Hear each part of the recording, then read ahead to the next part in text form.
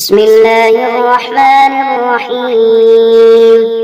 اللهم إنك عفو تحب العفو فاعف عنا واغفر لنا ذنوبنا كلها دقها وجلها أولها وآخرها سرها وعلانيتها. اللهم يا ذا المن ولا يمن عليه يا ذا الجلال والإكرام يا ذا الطول والإنعام لا إله إلا أنت ظهير اللاجئين وجار المستجيرين وأمان الخائفين. اللهم إن كنت كتبتنا في الكتاب أشقياء أو مرحومين أو مقرودين أو مقطعا علينا في الرزق فامح. اللهم بفضلك أشقانا وحرماننا وطردنا وتقتير رزقنا واثبتنا في الكتاب سعداء مرزوقين موفقين للخيرات فإنك تمحو ما تشاء وتثبت وعندك الكتاب. إلهي بتجلي الأعظم في ليلة النصف من شعبان التي يفرق فيها كل أمر حكيم أن تكشف عنا البلاء والوباء والقحط والولاء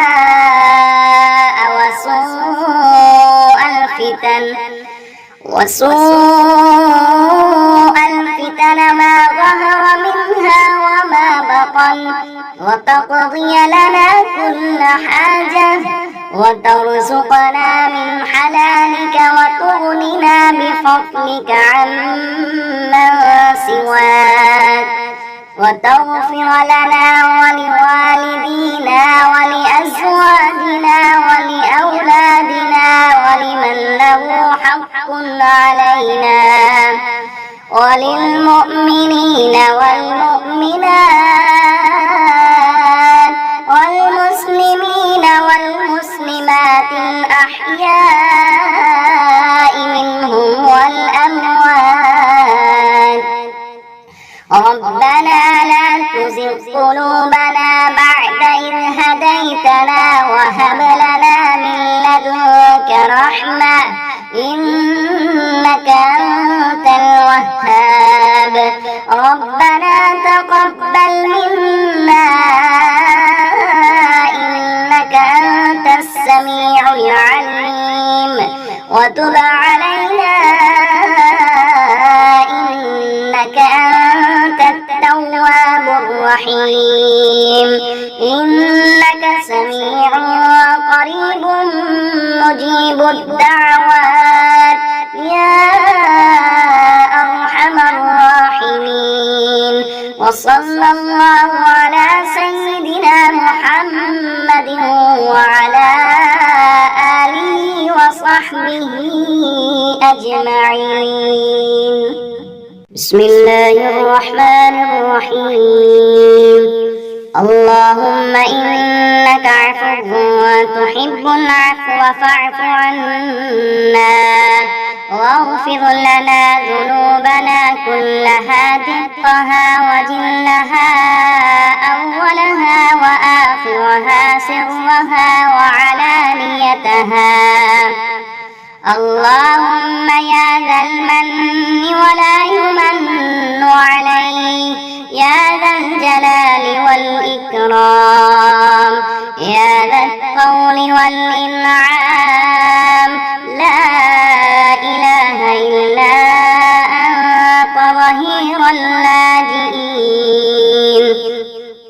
وجار المستجيرين وأمان الخائفين.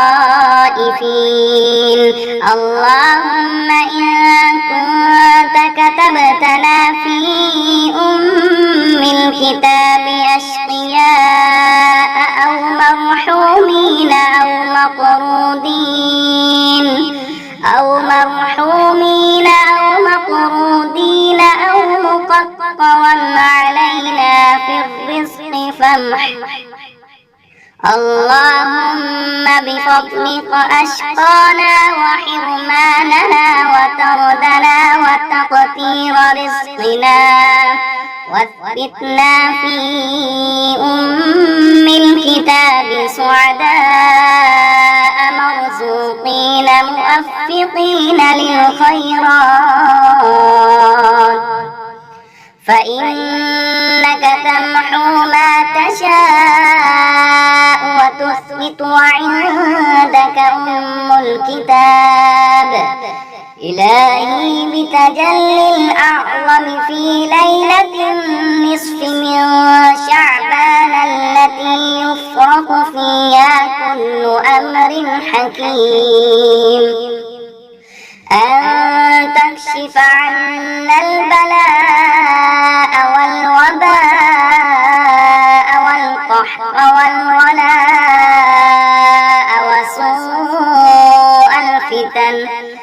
وسوء الفتن ما ظهر منها وما بطن، وتقضي لنا كل حاجة وترزقنا من حلالك وتغننا بفضلك عمن سواك، وتغفر لنا ولوالدينا ولأزواجنا ولأولادنا ولمن له حق علينا وللمؤمنين والمؤمنات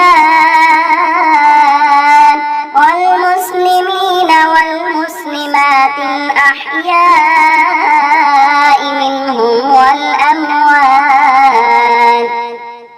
ربنا لا تزغ قلوبنا بعد إذ هديتنا وهب لنا من لدنك رحمة إنك أنت الوهاب. ربنا تقبل منا إنك أنت السميع العليم وتب علينا إنك أنت التواب الرحيم. إنك سميع قريب مجيب الدعوات يا أرحم الراحمين. وصلى الله على سيدنا محمد وعلى آله وصحبه أجمعين. بسم الله الرحمن الرحيم.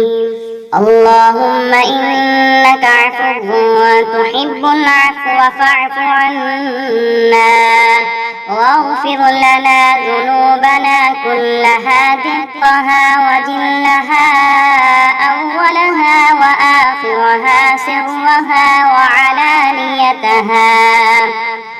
اللهم يا ذا المن ولا يمن عليه يا ذا الجلال والإكرام يا ذا الطول والإنعام لا إله إلا أنت ظهير اللاجئين وجار المستجيرين وأمان الخائفين. اللهم إن كنت كتبتنا في الكتاب أشقياء أو مرحومين أو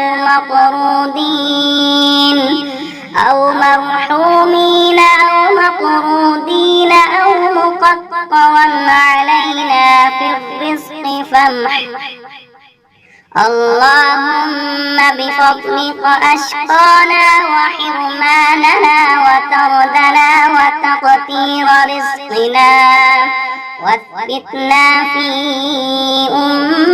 الكتاب سعداء مرزوقين موفقين للخيرات فإنك تمحو ما تشاء وتثبت وعندك الكتاب إلهي بتجلي الأعظم في ليلة النصف من شعبان التي يفرق فيها كل أمر حكيم أن تكشف عنا البلاء والوباء والقحط والغلاء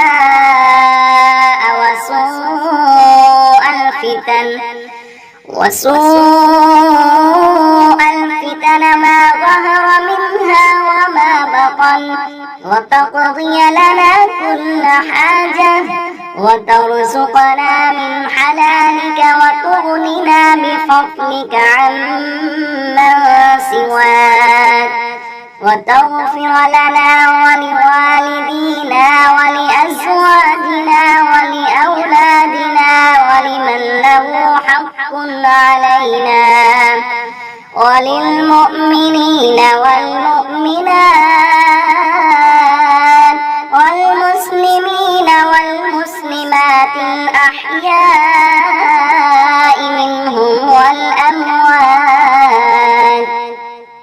ربنا لا تزغ قلوبنا بعد إذ هديتنا وهب لنا من لدنك رحمة إنك أنت الوهاب ربنا تقبل منا إنك أنت السميع العليم وتب علينا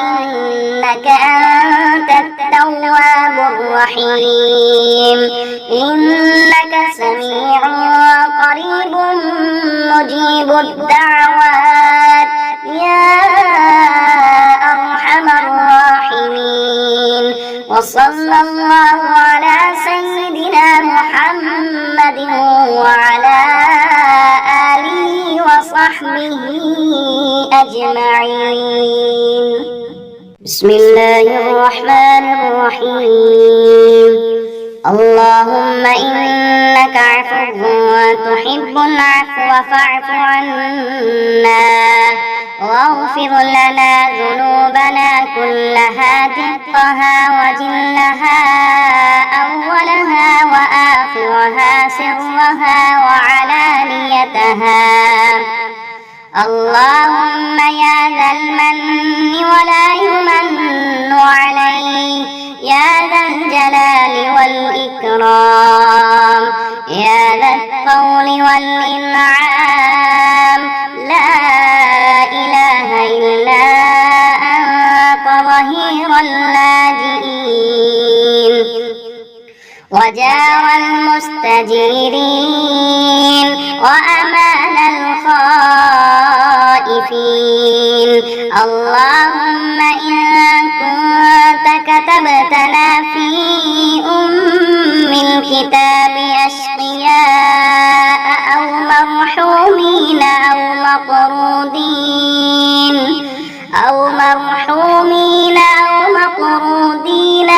مقطعا علينا في الرزق فامح اللهم بفضلك أشقانا وحرماننا وطردنا وتقدير رزقنا واثبتنا في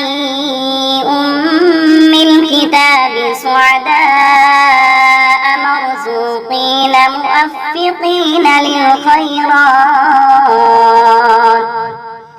فإنك تمحو ما تشاء وتثبت وعندك الكتاب إلهي بتجلي الأعظم في ليلة النصف من شعبان التي يفرق فيها كل أمر حكيم أن تكشف عنا البلاء والوباء والقحط والغلاء وسوء الفتن ما ظهر منها وما بطن وتقضي لنا كل حاجة وترزقنا من حلالك وتغننا بفضلك عمن سواك وتغفر لنا ولوالدينا ولأزواجنا ولأولادنا ولمن له حق علينا وللمؤمنين والمؤمنات والمسلمين والمسلمات الأحياء منهم والأموات. ربنا لا تزغ قلوبنا بعد إذ هديتنا وهب لنا من لدنك رحمة إنك أنت الوهاب. ربنا تقبل منا إنك أنت السميع العليم وتب علينا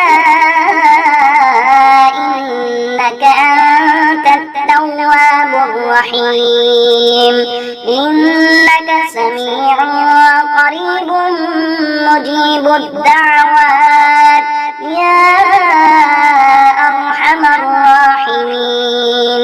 وصلى الله على سيدنا محمد وعلى آله وصحبه أجمعين.